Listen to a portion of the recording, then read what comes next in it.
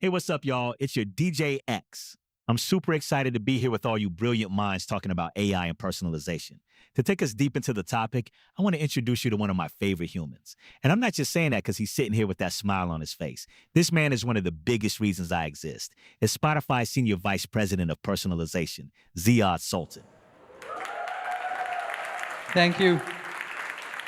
Okay, first of all, you knew I had to do that because it's fun. But also, when I was at MIT, I wondered what would happen first. Could I build an AI that actually pronounces my name correctly? Or will Starbucks people say my name correctly? 25 years later, the AI won the race. You heard it, pronounce my name correctly. It's really nice to be here. This is one of my favorite conferences ever. So let's get started. I want to talk about how AI and generative AI in particular is changing personalization. So we're going to look at the last 10 years, hopefully the next 10 years, and I'll give you Spotify examples. But if you're building any product that faces consumers, I think and hope you will find this useful. So first, to ground us, when we talk about Spotify, there are 700 million users roughly, and no two Spotifys are the same. That's what we mean by a fully personalized product. I have a fancy clicker with a laser, so I will use it. So you can see that even when you open Spotify, you are greeted with a homepage that is uniquely yours. Hala will not have the same one as Gavin, who will not have the same one as Luna. And really, the entire product depends on your ability to find the content that is right for you. And we have been building these products for 10 years, whether it is Release Radar, Daily Mixes, Discover Weekly. Does anybody here use Discover Weekly on Spotify? See, so okay, so we have a lot of people. I want to deep dive into that as the flagship examples of what I'm going to call traditional machine learning and personalization from the last 10 years. So let's talk about Discover Weekly. This year, we celebrated 10 years since we launched Discover Weekly, and 100 billion tracks have been streamed. So when you think about that, the role of Discover Weekly is to introduce you every Monday to songs you have never heard before. So this means 100 billion songs have been discovered that otherwise would not have been discovered. So this is a flagship product that we have built using machine learning, and I'm going to use it as the anchor. So we don't really talk too much about how Discover Weekly works. So do you want to hear a little bit about how the magic is created? Okay, you do. So the way it works is we have 700 million people or so creating billions of playlists. When you create a playlist, what do? You put tracks one after the other in a way that actually belongs together. So all our users are teaching us how music belongs together. And what we are able to do, what I'm going to call traditional machine learning, we are able to use this gold mine of data with billions of playlists that are training our data. And we're able to create a vector space. This is an MIT, we can nerd out a bit. We're able to create a vector space, and we represent every single song and artist and user in a vector space that represents taste, because the reason we know how to represent it in that space has all to do with what goes well with each other. So the traditional personalization has been about machine learning, but what is the limitation? Everything I said is pretty magical, like it's been working. You saw 100 billion songs, but it really comes down to guessing. It's a bit of a black box, and if you don't like your Discover Weekly, if you're over your reggaeton phase, right, you can't say that to Discover. It doesn't know what to do with that information. So that's what I call guessing, and I'm going to argue that the future is not guessing, the future is reasoning. And so let's take another flagship product that is representative of what we can do today, and that is the one who introduced me, the one and only DJ X. So 1 year ago in this conference, I talked about how we can use generative AI to create a product that is personalized but takes it to the next level. So what the DJ does is it is able to look at your entire history, understand all of music, and create the perfect session for you. You hit play, and it explains to you why you're listening to what you're listening, and it creates an amazing session. And if you don't like it, you just hit next and it plays the next session. So that is representative of the kind of products we can build now, but what are we up to since last year? So 3 months ago, we responded to the #1 request of AI DJ users. So there are a million people every day who use DJ. They spend hours with it, and they have one very important request. You can probably guess what it is. It is they want to tell the DJ what they want. And so now I'm going to talk about how DJ takes voice requests.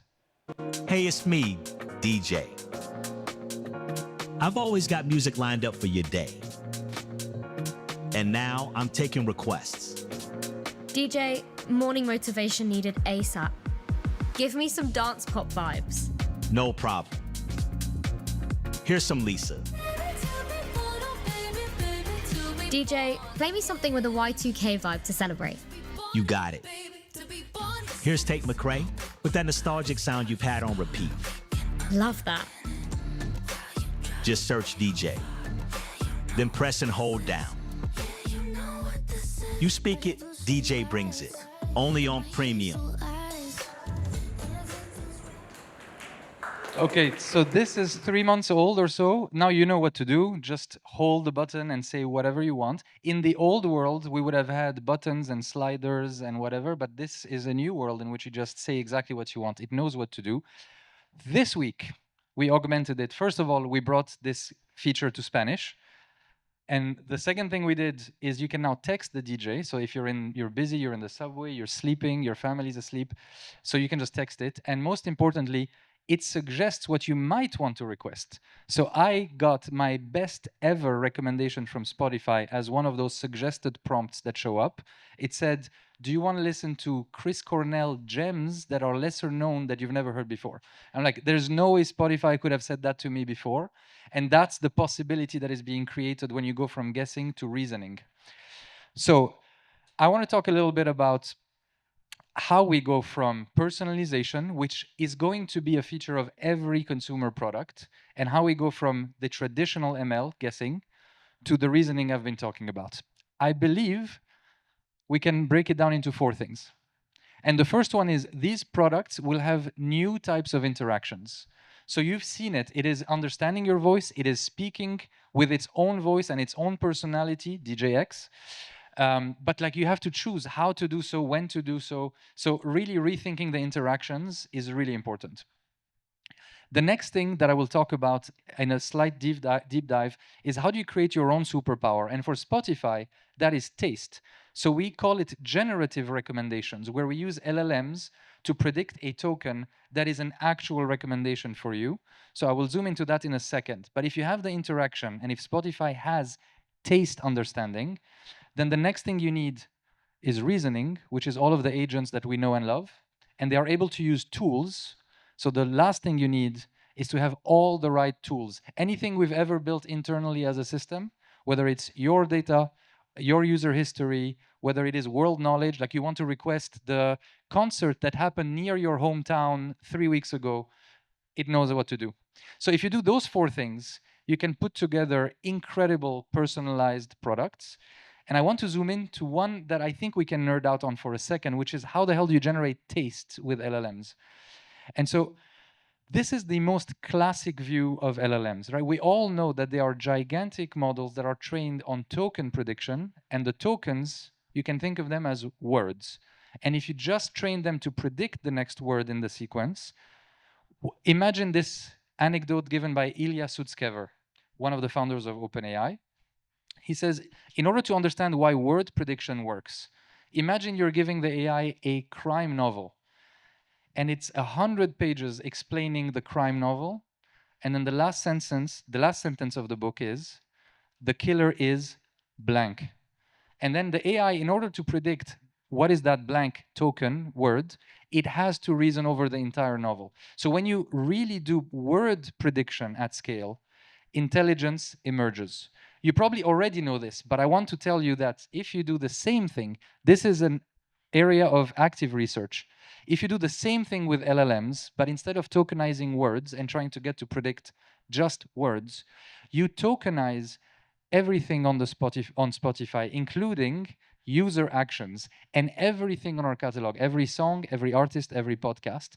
You turn our data into a sequence, and you do the same thing we did with the crime novel, but instead of saying, what is the last word in the crime novel? You say, here is the history of Gavin's listening on Spotify. What is the next song that Gavin listened to? And in order to predict it correctly, taste emerges, just like intelligence emerged in the crime novel. So this is a superpower that if you take this, which is LLM used to generate taste understanding, plus the interaction, plus the reasoning, plus the tools, you end up with products, Spotify, but all the products you need to build.